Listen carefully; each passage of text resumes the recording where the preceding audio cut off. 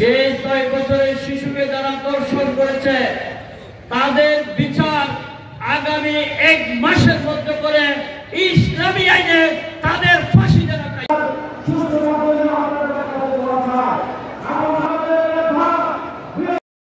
দেশনেত্রী বেগম খালেদা জিয়ার রোগ মুক্তির জন্য দোয়া ও ইফতার মাহফিল চট্টগ্রাম উত্তর জেলা বিএনপির যুগ্ম আহ্বায়ক সরোয়ার আলমগীরের উদ্যোগে নাজিরহাট আহমদিয়া মাদ্রাসা মাঠ প্রাঙ্গণে অনুষ্ঠিত হয়।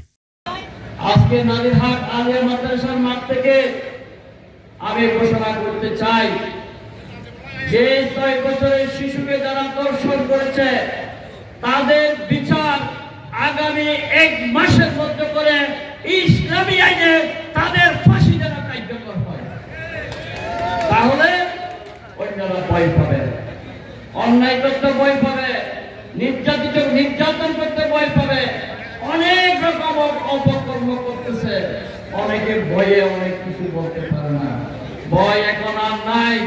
ভয়কে জয় করে 5ই আগস্ট যেমন সৃষ্টি হয়েছে, এখনো ভয়কে জয় করে তারেক রহমানের নেতৃত্বে এই সমস্ত সন্ত্রাসী অত্যাচারীদের নরক পিছনদেরকে বাংলাদেশের আইনের আওতায় এনে তাদেরকে বিচারের আওতায় এনে ফাঁসি কার্যকর করতে হবে।